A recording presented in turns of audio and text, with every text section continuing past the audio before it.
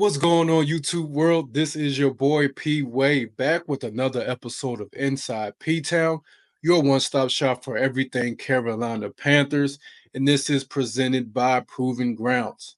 And today, man, I have to discuss some of the moves that we made last week. We brought in three receivers, two draft picks, and one unexpected free agent looking to make his return back to the NFL, and the Carolina Panthers have held him a visit. So let's talk about that more next on Inside P Town.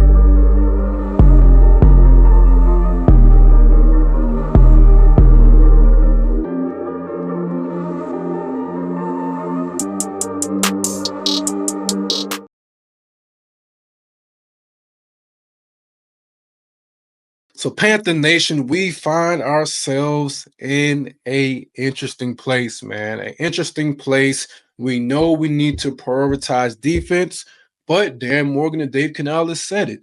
They're going to explore all options and they're not going to neglect the offense. And I tell you, these last couple of moves show that. Dan Morgan is literally looking at every possibility. We know we went out and tried to get DK Metcalf. We know we went and looked at T. Higgins. So we know our staff has been working to try and improve the offense while prioritizing the defense. Now, this next move, no one could have possibly seen this. We brought in Hunter Renfrow, the ex star wideout and national champion with Clemson University, and the ex Raiders receiver. We know he stepped away from the game back in 2024.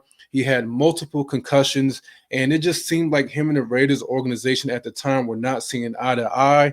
There were reports that I believe John Gruden was their coach, and he wanted him to run routes a certain way. And Hunter Renfrow's style, for y'all seeing the way that he works, I mean, he can absolutely go crazy as a slot receiver. Great route tree, great footwork, and he's just a very, very savvy receiver. He did it at Clemson when he won a national championship, and he did it his first couple of years in Las Vegas. So it was just surprising to see him produce as much as he did and fall off. Matter of fact, I can show you better than I can tell you. So let's go ahead and take a look at his stats here. As you see, he was the 5th round pick in 2019. In his first year in 2019, he had 605 yards. His second year, 656 yards. And then 2021 was his best year with 1,038 yards and 9 TDs. And just everything looked like it was on the up and up, and his career was just getting ready to take off. But then look at this. The next year, he gets a concussion. He only plays 10 games and just has 330 yards. And then this last year of his career, 2023, only 255 yards.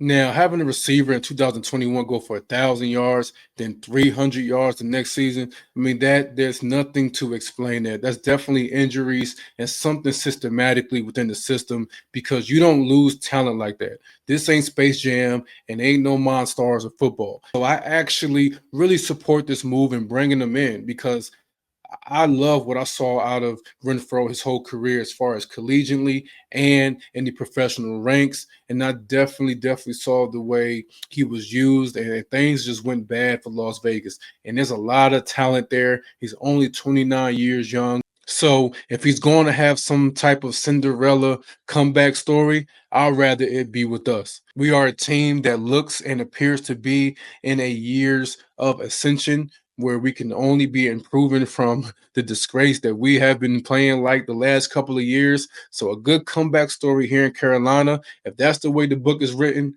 I'm all for it. Now, next, let's discuss the next visit. We had a top 30 visit with Jaylin Noel, the wide receiver out of Iowa State University. Now, I want you guys to take a look on why we would bring such a receiver like this in. Now, the two things I think we need in receiver is either receiver one. I don't care if he's a slow, fast, or whoever that guy is. If he's a receiver one, is a true primary target and can attract attention from the defense, that's who we need. Another option that I think that would really help us out a lot is a receiver that is known to create great separation and is a deep threat and has great speed. And that's why we went and bought in Jaylin Noel on the visit. He had one of the best, I think, deep catch ratios in the collegiate game last year. And also, if you look at his profile here, as his combine scores, you can see he ran a 4.39 40-yard dash and a 10-yard split of 1.51 and a broad jump of 11.2. So when you have those scores out there in a great broad jump and great 40-yard dash and the tape to back it, it shows that he has that explosive playmaking ability that the Panthers are looking for. Now, the fact that we brought him in for a visit tells me that the Panthers are looking at a bunch of options. And this tells me that if he is a pick, this will definitely be in the second round, and our first round pick would definitely be someone on the defensive side of the ball. But this is just Dan Morgan, creating these buckets of players to see exactly where they want to fit in the right players and scheme things. Once again, I would assume that he has Hunter Renfrow in the bucket, he has Jaylin Noel in the bucket, and he has the receiver we're going to talk next in a bucket to see which scenario makes the most sense as it presents itself on draft day. And finally, what a lot of Panther Nation is excited about, some people are very excited. Some people are still have a lot of questions on if this is the right pick at number one. The Panthers bought in on a top 30 visit Tet McMillan, the star receiver from Arizona University. So Tet McMillan was brought in on a top 30 visit, and this just brings my whole point of this whole video. This shows that Dan Morgan is looking at every angle. I mean, we picked a guy off of the street. We got a second round prospect in Jaylin Noel. And now we're looking at a first round prospect in Tet McMillan.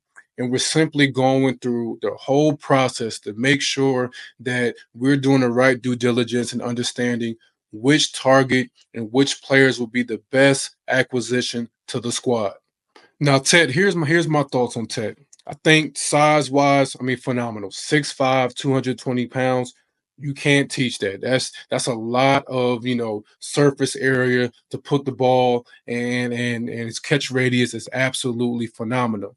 I think he's a smooth route runner. I think there are some separation issues when I watch his tape. I don't see a bunch of separation. I don't see those things jump out at you, but he has very, very good hands. I think he's almost a sure target.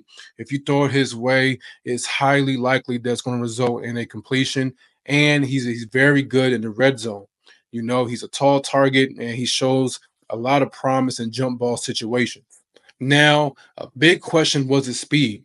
And I thought he did a very good job displaying some speed last year. He had more yards after the catch than I've seen him in previous years. And it was reported in his pro day that he ran a 4.48. So the question is, do I like the Tet pick at 8?